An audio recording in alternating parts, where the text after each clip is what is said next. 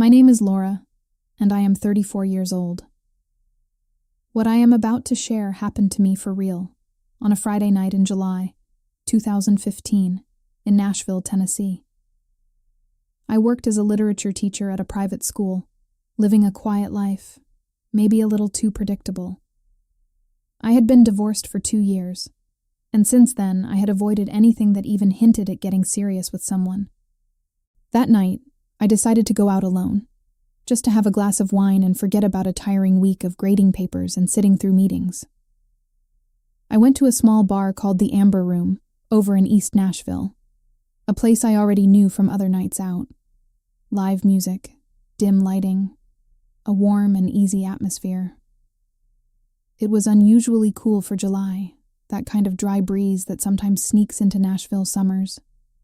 I sat at a table near the bar, ordered a glass of red wine, and watched the room fill up slowly, in no rush to leave anytime soon.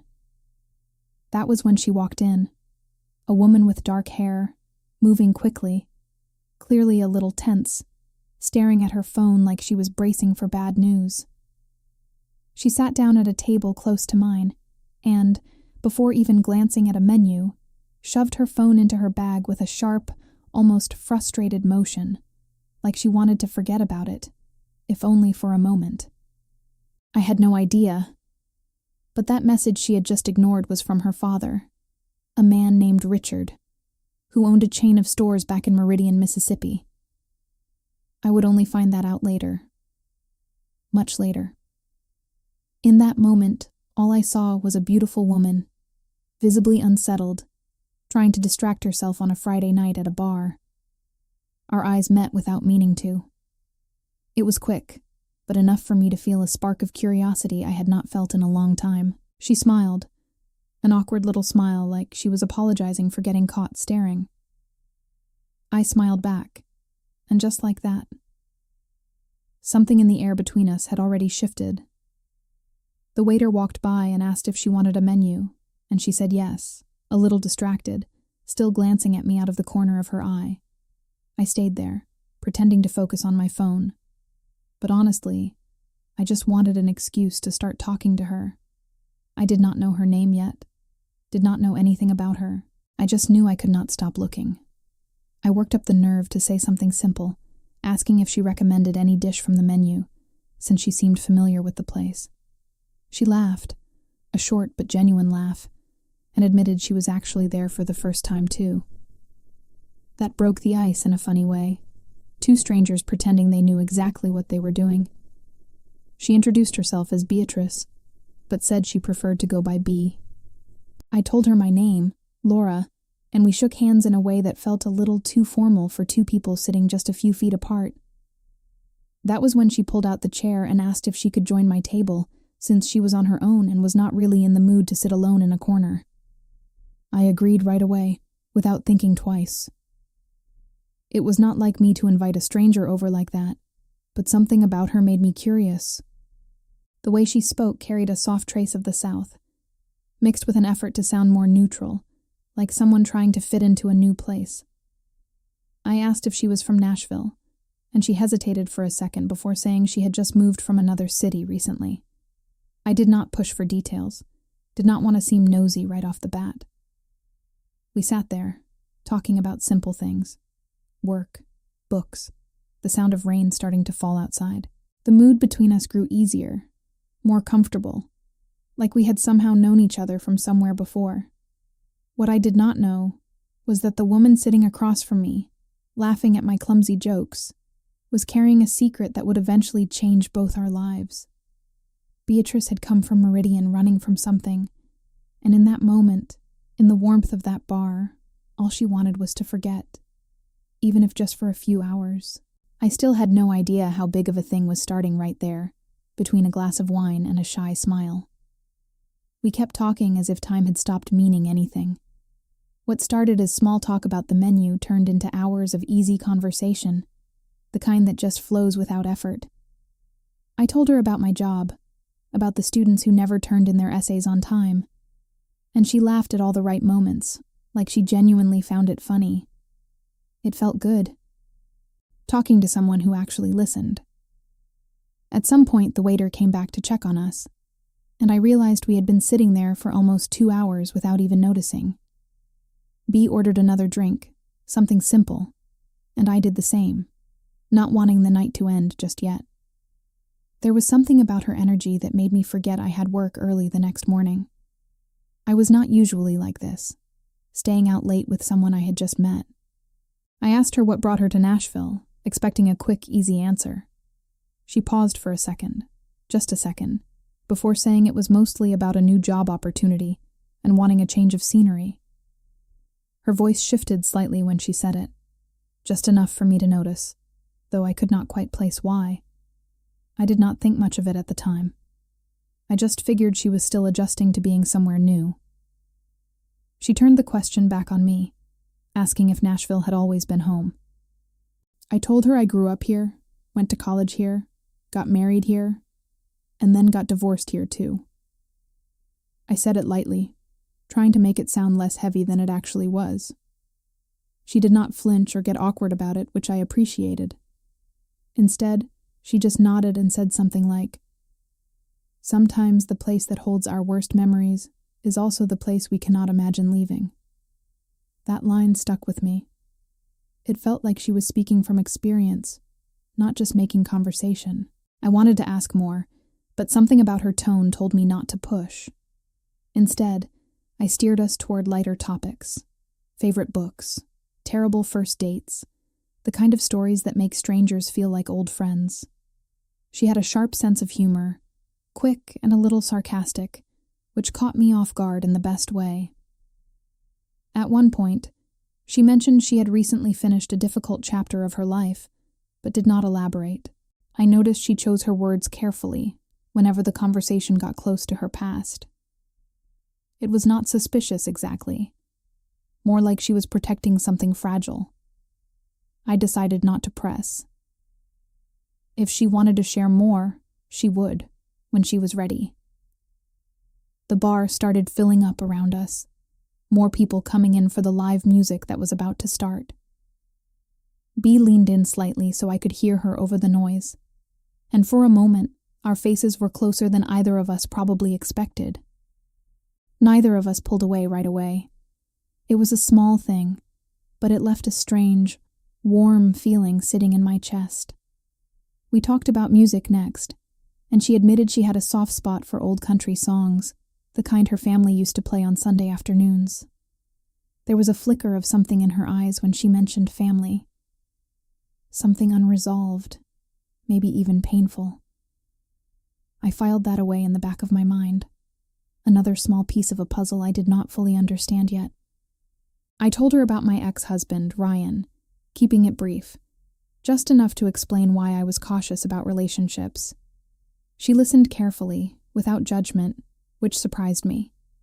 Most people either pried for details or changed the subject too quickly. B did neither. She just said that everyone carries something heavy, and it does not always need explaining right away.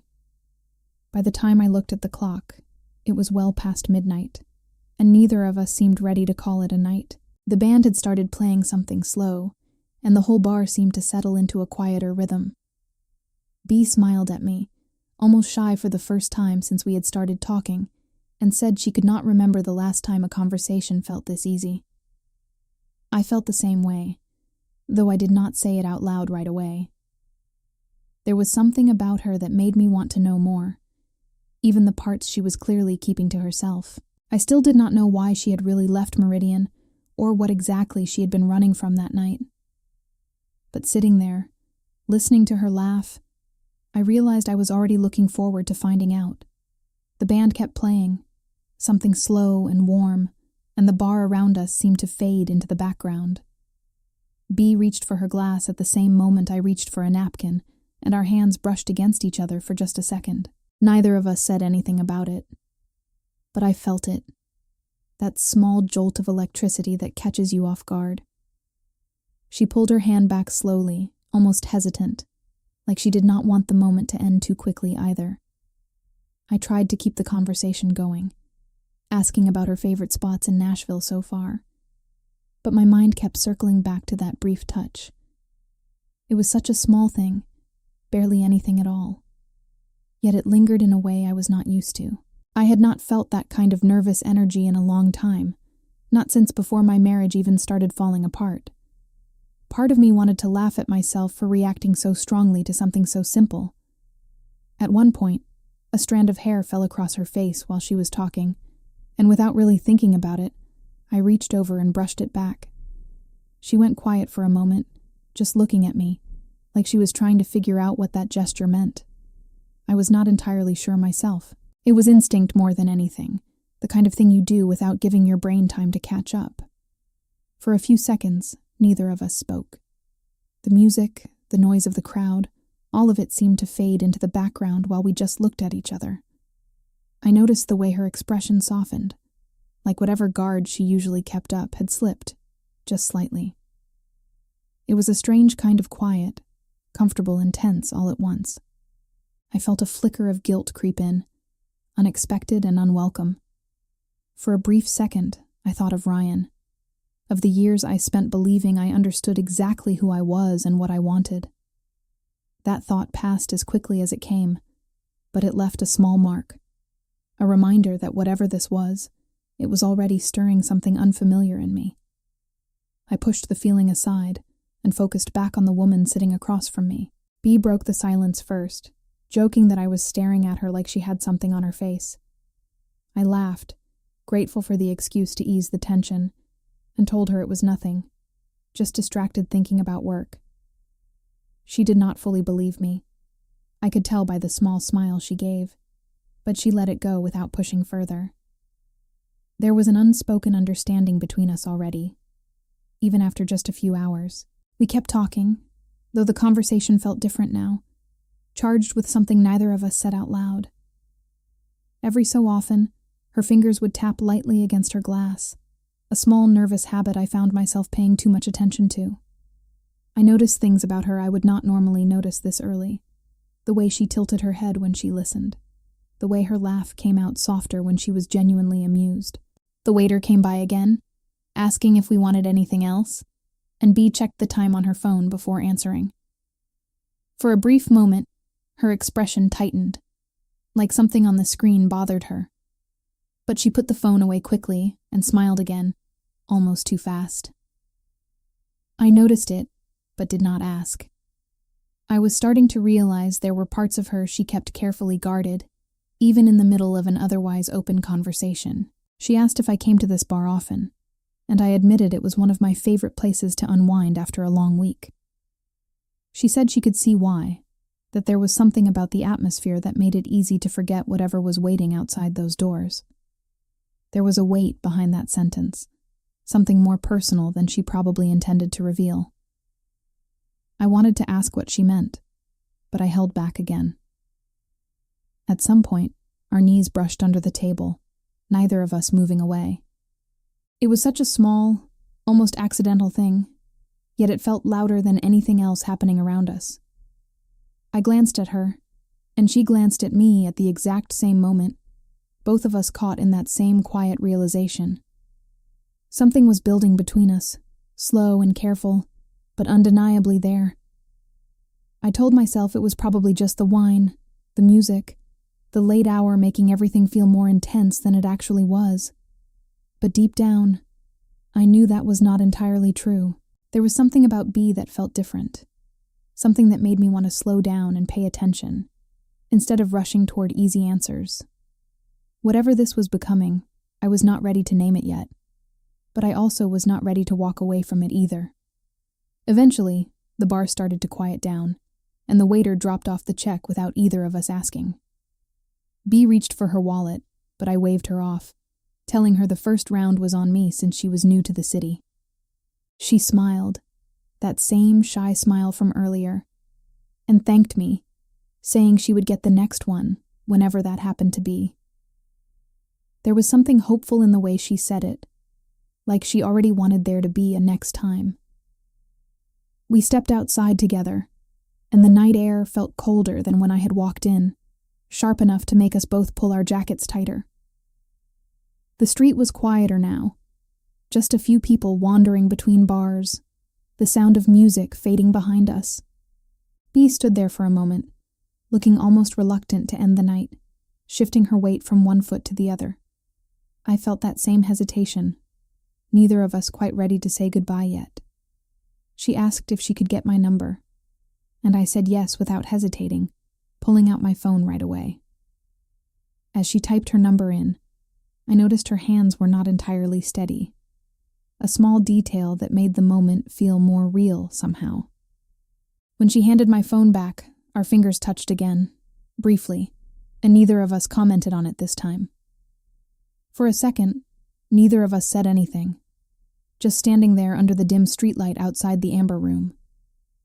I could feel myself wanting to say something more, something honest, but the words caught in my throat. Instead, I found myself admitting something I had not planned on sharing so soon. I told her that the last time I let myself fall for someone who was not interested back, it took me almost a year to feel normal again. She looked at me carefully after I said that, like she was trying to understand exactly what I meant by it. I explained, a little embarrassed, that there had been a co-worker, someone I had feelings for after my divorce, someone who never felt the same way. It was not something I usually shared with people I had just met, but it slipped out anyway, maybe because of how easy it felt to talk to her. Bee listened without interrupting, her expression softening even more. When I finished, she nodded slowly and said she understood more than I probably realized. She did not explain further, but there was something in her voice that told me she was speaking from her own experience too, not just offering sympathy. That vague honesty between us felt oddly comforting, like we were both admitting to carrying similar kinds of caution. Neither of us needed to say more than that. She told me that showing up somewhere new was terrifying enough without adding complicated feelings into the mix. I asked, half joking, if that meant she was warning me about something. She laughed softly and said she was warning herself more than me, admitting she had a habit of getting attached quickly, even when she knew she probably should not. It felt like an honest confession wrapped inside a joke. Standing there, I realized how easy it would be to let my guard down completely with her, faster than I normally allowed myself to with anyone. Part of me wanted to lean into that feeling, and part of me wanted to protect myself from getting hurt again. I could tell she was wrestling with something similar, based on the way she kept glancing at me and then looking away. Neither of us said it directly, but the tension of that unspoken question lingered between us. Eventually, she said she should probably get going, mentioning an early morning the next day. I told her I understood, even though some part of me wished the night could stretch on a little longer. We stood there for another moment, neither of us moving first, both of us aware that saying goodbye felt harder than it should for two people who had just met hours earlier. She finally stepped back, giving me a small wave, and said she would text me soon. I told her I would be waiting to hear from her, trying to keep my voice light instead of revealing just how much I meant it. As she turned to walk toward her car, I stood there for a few extra seconds, watching her go, replaying the entire night in my head. There was already a strange ache building in my chest, the kind that comes from wondering if something good is about to slip away before it even really begins. Walking to my own car, I kept thinking about everything she had said, and everything she had carefully avoided saying. I did not know yet why she had really left Meridian, or what exactly she meant when she talked about getting attached too quickly. But I knew, without a doubt, that I wanted to see her again, and that surprised me more than anything else that had happened that night. 3 days passed before Bea finally texted me, and I will admit, I checked my phone more times than I would like to admit during that stretch. When the message finally came through, it was simple, just asking if I wanted to grab coffee sometime that week. I said yes, almost immediately, trying not to seem too eager, even though I absolutely was. We agreed to meet that Saturday afternoon at a small coffee shop near my apartment in East Nashville. I got there a few minutes early, which was unusual for me, and grabbed a table near the window so I could watch for her. When she walked in, she looked different somehow, more relaxed than she had been at the bar, wearing a soft green sweater that suited her. She spotted me right away and smiled, walking over without any of the nervous energy from our first meeting. It felt easier this time, like we had already skipped past the awkward beginning stage. We ordered our drinks and settled into conversation quickly, picking up right where we had left off days earlier. She asked about my week, and I told her about a difficult class discussion that had left me exhausted by Friday. She laughed at the right moments again, and I found myself relaxing more with every passing minute. There was a comfort in how naturally we fell back into talking, like no time had passed at all. About 20 minutes in, my friend Megan walked through the door, completely by surprise, since she worked nearby and often stopped in on weekends. She spotted me and came straight over, giving me a curious look the moment she noticed Bea sitting across from me. I introduced them, and Megan slid into the empty chair at our table without waiting for an invitation, which was very much her personality. She had a way of filling a room with energy the second she walked in. Megan asked Bea a string of quick questions, half curious and half protective, the way best friends tend to be. Bea answered everything easily, laughing along with Megan's teasing instead of getting flustered by it. I could tell Megan approved almost immediately, based on the look she gave me when Bea got up briefly to grab a napkin. It was a small, reassuring moment, having someone I trusted meet someone I was still figuring out. While Bea was away from the table, Megan leaned in and whispered that she liked her, that there was something warm and genuine about the way she carried herself. I told her it was still early, that we barely knew each other, but Megan just smiled knowingly, like she could already sense where this was heading. She had always been good at reading people faster than I could. Before Bea returned, Megan mentioned almost offhandedly that she had met someone interesting herself recently, a woman named Chloe she had run into at a mutual friend's gathering. I did not think much of that comment at the time, filing it away as just another piece of Megan's ever-expanding social life. When Bea sat back down, the conversation shifted again, easy and unhurried, the three of us talking like we had known each other much longer than we actually had. Megan eventually excused herself, saying she had errands to run, but not before giving me a quick look that clearly said she wanted the full story later. I promised her I would fill her in soon, though I honestly did not have much more to tell yet. Once it was just the two of us again, the conversation took a quieter turn. Bea mentioned that meeting my friends made her a little more comfortable, since she had not built much of a social circle since moving to Nashville. I asked gently if she missed home, choosing my words carefully, since I still did not know the full story behind her leaving. She paused for a moment, staring down at her coffee cup, before admitting that some parts of home were harder to miss than others. She did not elaborate much further, but there was a heaviness behind her words that told me there was more beneath the surface. I did not push, letting the silence settle naturally between us, instead of forcing her to explain. After a moment, she looked up and thanked me for not asking too many questions, saying it meant more to her than I probably realized. That small gesture of trust made something in my chest tighten, a mix of curiosity and quiet affection I was not fully prepared for. We stayed at that coffee shop for almost 2 hours, long after our drinks had gone cold, simply enjoying each other's company. By the time we finally stepped outside, the sun was starting to set, casting a warm orange light across the street. Bea hugged me goodbye this time, lingering just a second longer than a typical friendly hug would last. Walking home afterward, I could not stop thinking about how easily she was becoming part of my life. Even with everything about her, I still did not know. A couple of weeks passed, and Bea and I saw each other more often, coffee dates turning into dinners turning into long walks around East Nashville just to keep talking. It felt like something was building between us, slow and steady, without either of us rushing to name it. One Friday evening, she suggested we go back to the Amber Room, the place where we had first met, saying it felt fitting somehow. I agreed instantly, feeling a small flutter of nostalgia at the idea of returning there together. The bar looked just as warm and inviting as it had that first night, the same soft lighting, the same easy hum of conversation filling the room. We found a table near the back this time, away from the crowd, and ordered the same drinks we had the very first evening. There was something intentional about recreating that moment, like we both wanted to mark how far we had come since then. B seemed more relaxed than usual, her guard lower than I had ever seen it. We talked for hours again, the conversation drifting easily between silly stories and quieter, more meaningful moments.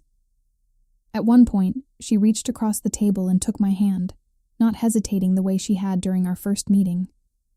I laced my fingers through hers without thinking twice, the gesture feeling completely natural by now. Neither of us mentioned it directly, but the shift in our relationship was obvious, even without words. The band started playing something slow toward the end of the night, similar to the song that had been playing weeks earlier. B looked at me with an expression I had not quite seen from her before. Something softer, more open. She asked quietly if I remembered that first night, and I told her I remembered every single detail.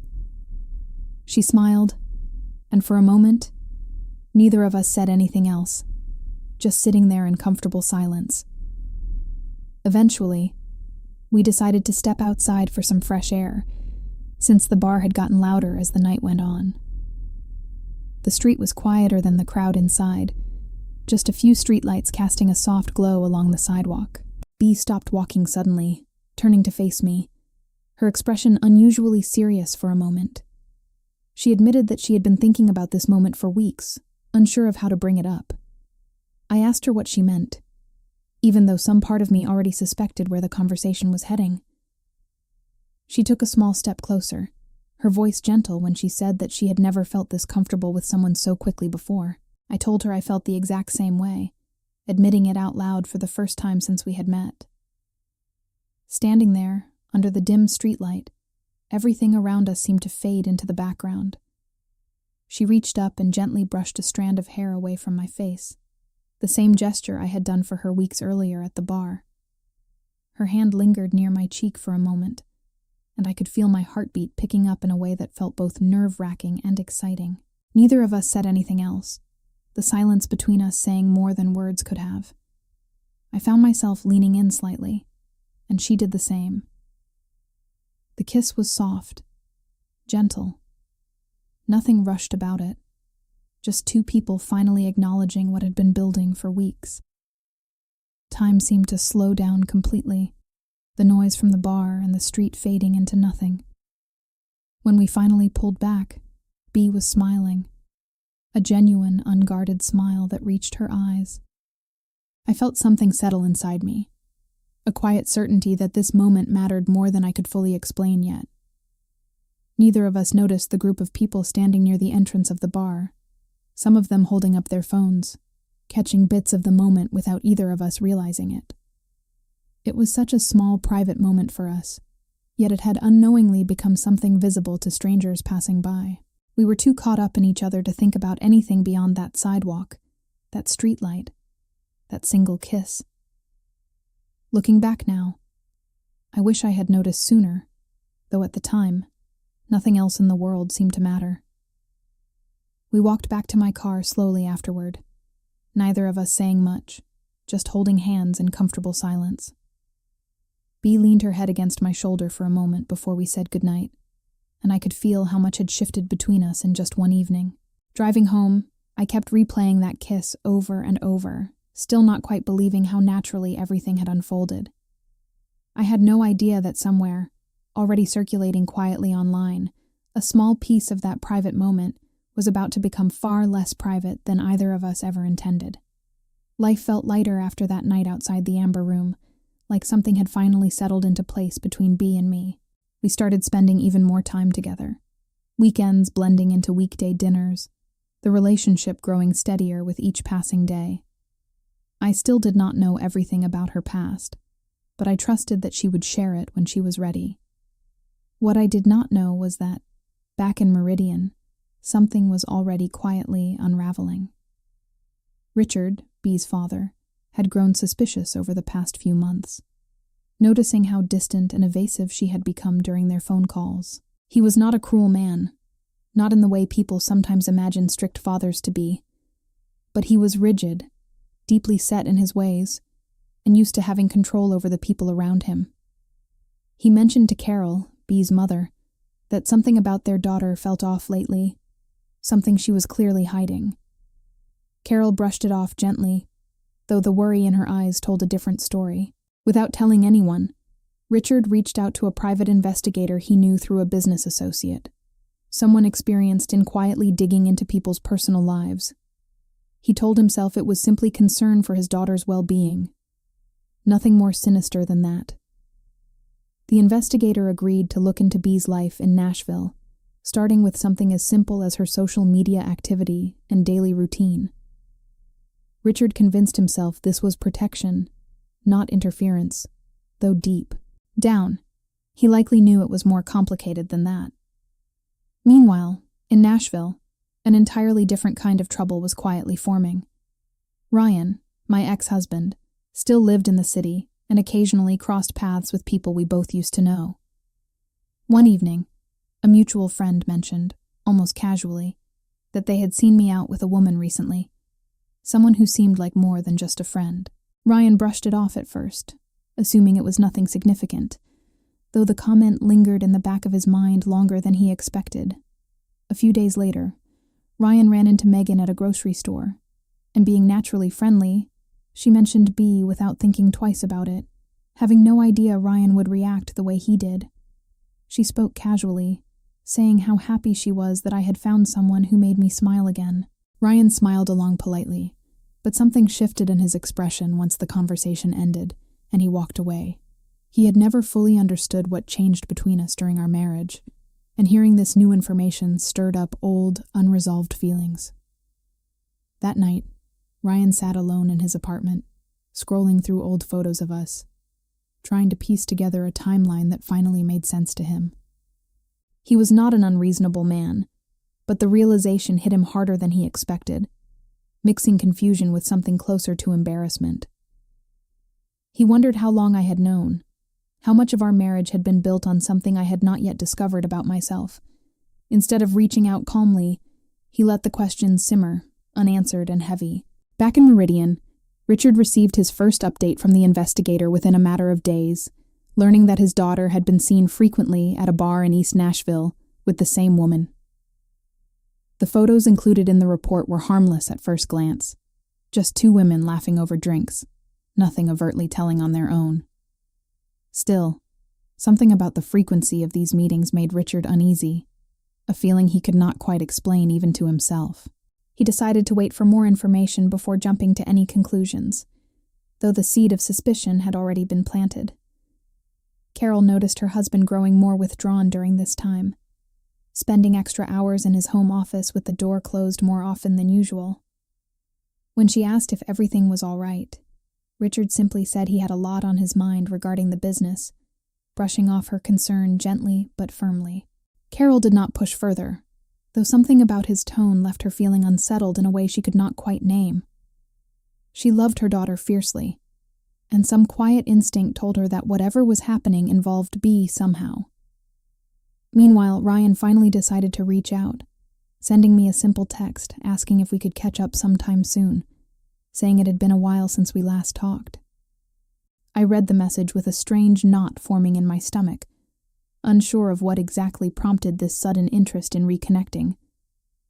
Part of me wanted to ignore it completely, while another part felt like ignoring him might only make things more complicated later.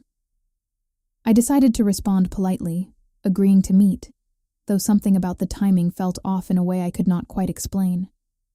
As these two situations developed separately, hundreds of miles apart, neither Bee nor I had any idea how closely our lives were being watched or questioned.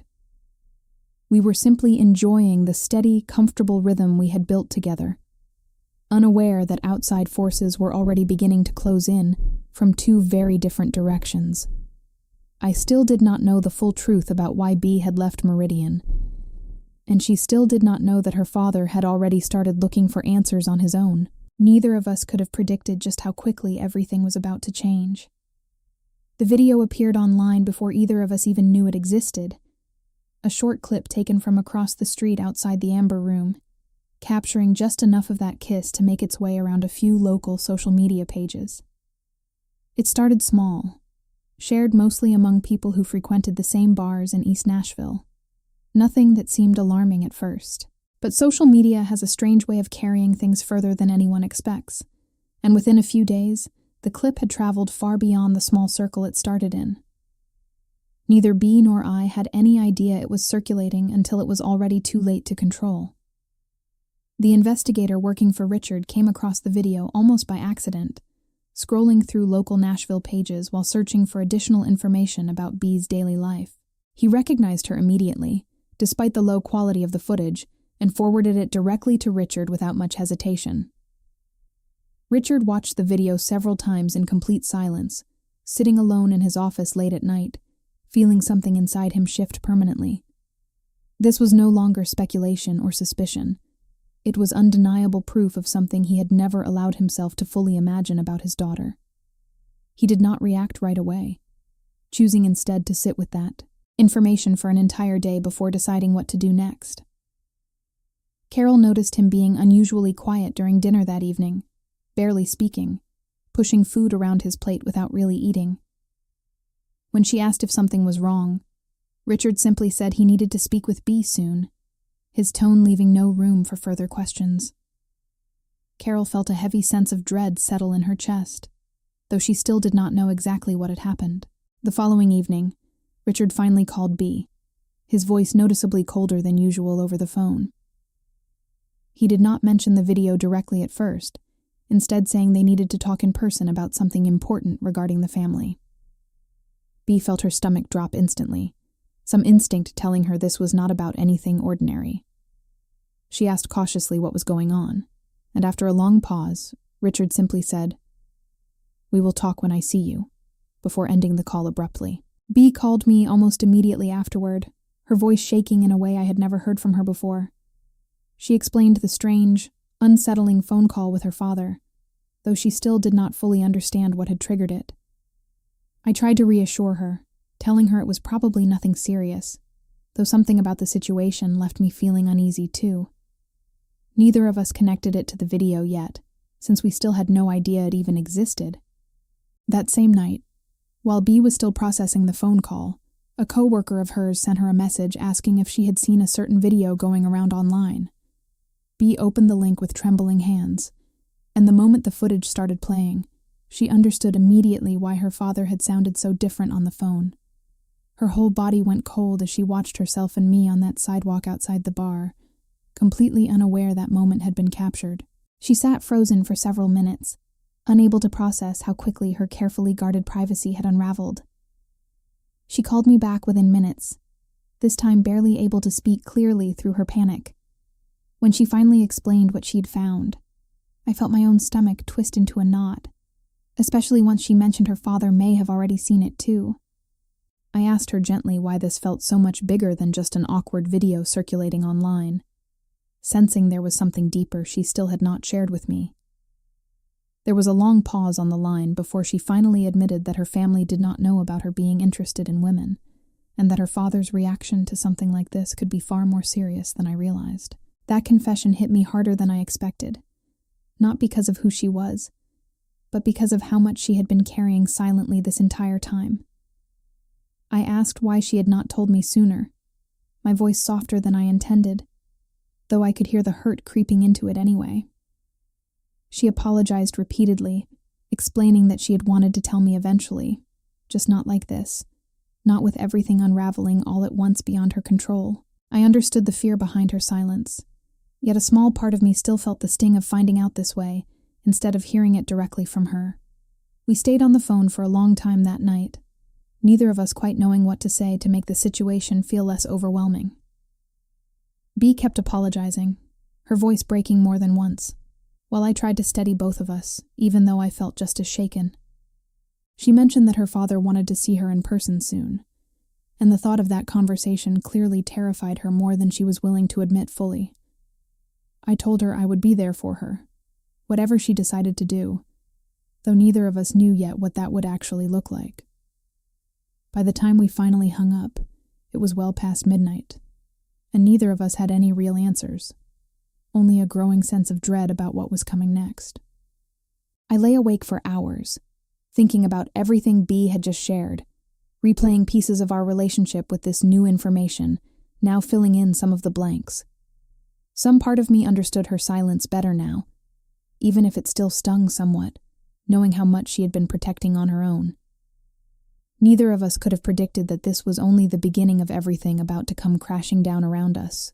2 days after that phone call, Bea decided she needed to go back to Meridian, saying she could not keep avoiding her father while everything sat unresolved between them.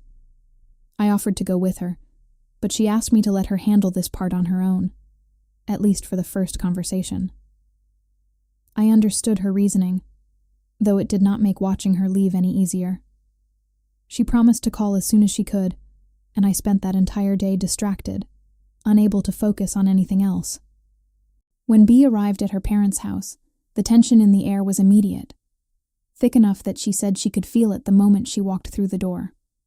Richard was waiting in the living room, the video already pulled up on his laptop, sitting open on the coffee table between them. He did not yell, which somehow felt worse than if he had, his voice instead flat and controlled in a way that unsettled her deeply. He asked simply if what he had seen was true, and Bea, after a long, shaky breath, told him yes.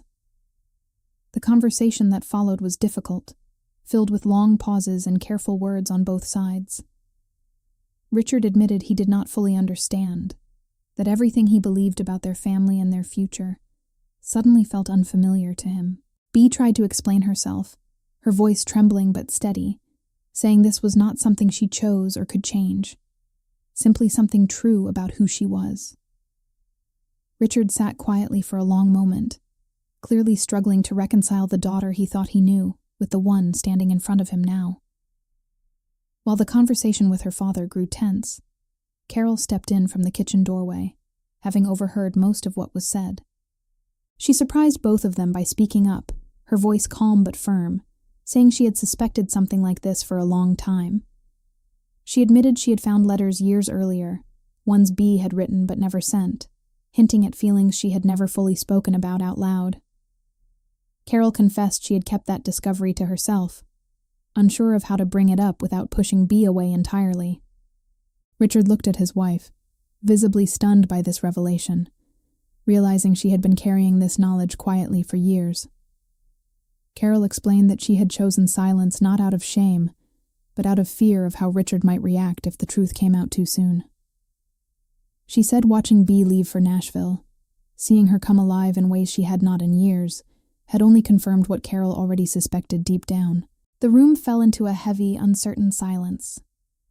3 people confronting years of unspoken truth all at once. While all of this unfolded in Meridian, back in Nashville, I received a message from Ryan asking to meet earlier than we had originally planned.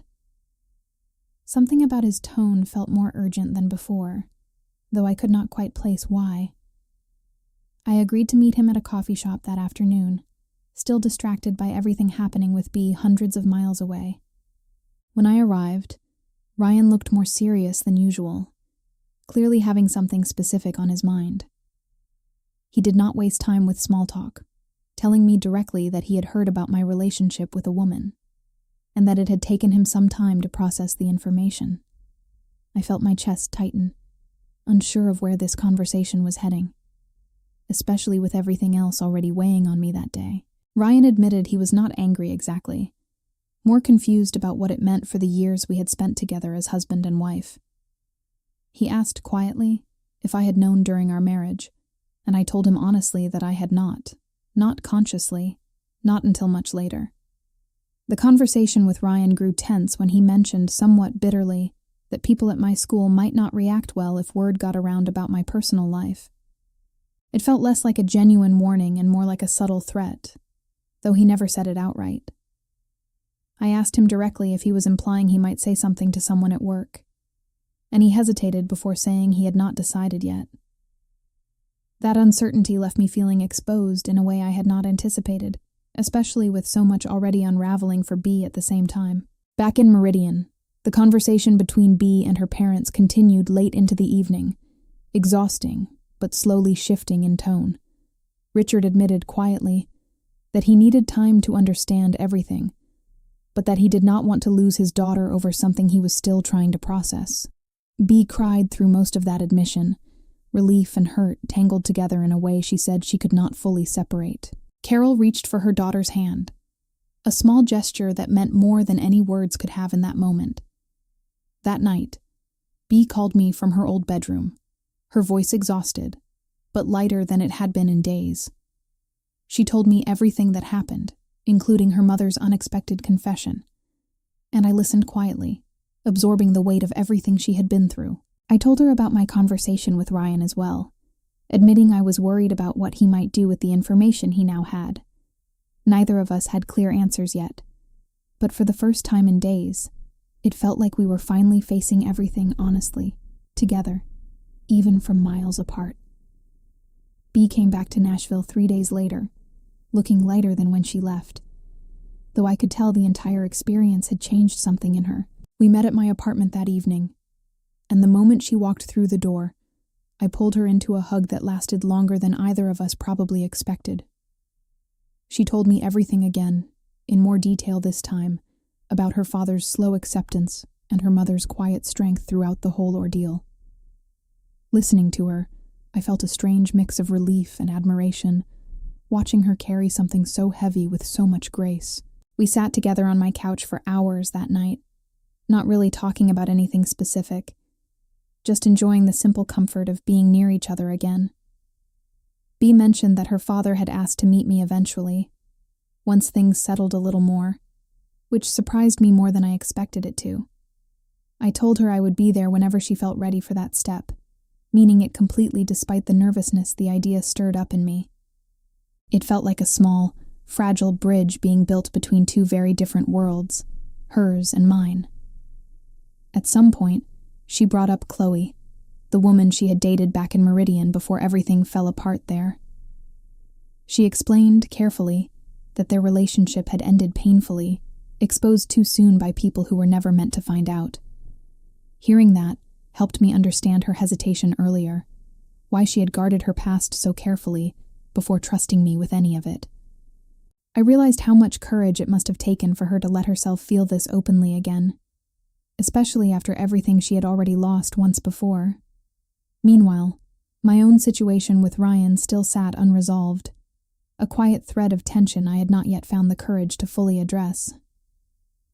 Bea asked gently if I had heard anything else from him since our last conversation, and I admitted I had not, though the silence itself felt unsettling in its own way. She reached for my hand, saying she understood exactly how uncertainty like that could sit heavy in your chest, waiting for something to happen. We agreed to face whatever came next together, whatever that ended up looking like.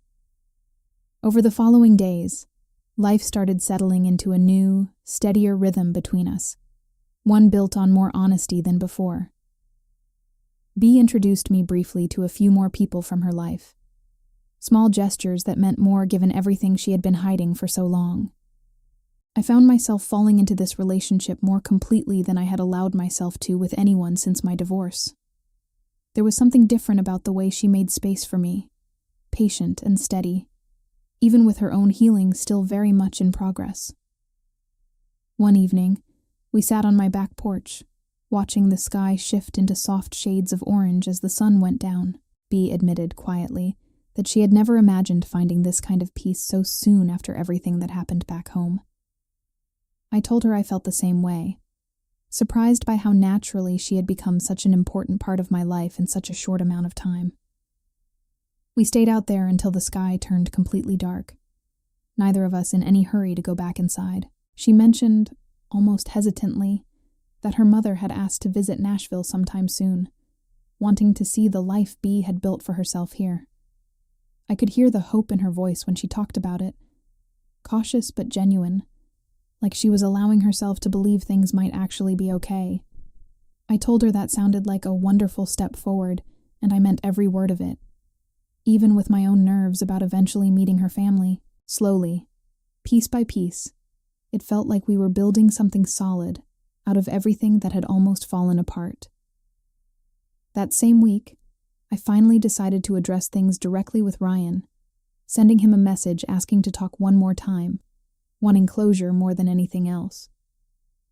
He responded quickly, agreeing to meet, though his tone felt different than before, less tense, more resigned somehow. B offered to come with me for support, but I told her this was something I needed to handle on my own, the same way she had handled her father. She respected that completely, telling me she would be waiting to hear how everything went. The meeting with Ryan ended up being calmer than I expected, both of us finally speaking honestly about the years we had spent together and everything that had changed since. He admitted he was still figuring out how to process everything, but that he no longer felt the need to interfere with my life the way he had implied before. Relief washed over me hearing that, a weight I had been carrying quietly for weeks finally beginning to lift. We did not part as close friends, but we parted with a kind of understanding neither of us had going into that conversation. That night, I told B everything about the meeting, and she listened with visible relief of her own, holding my hand the entire time. We talked about the future a little, carefully, neither of us rushing ahead too quickly, but both of us clearly hopeful about where things were heading. She stayed over that night, and for the first time in a long time, I fell asleep feeling completely at peace with exactly where I was.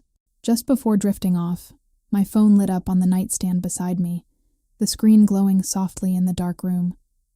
I glanced over instinctively, expecting nothing important at that hour.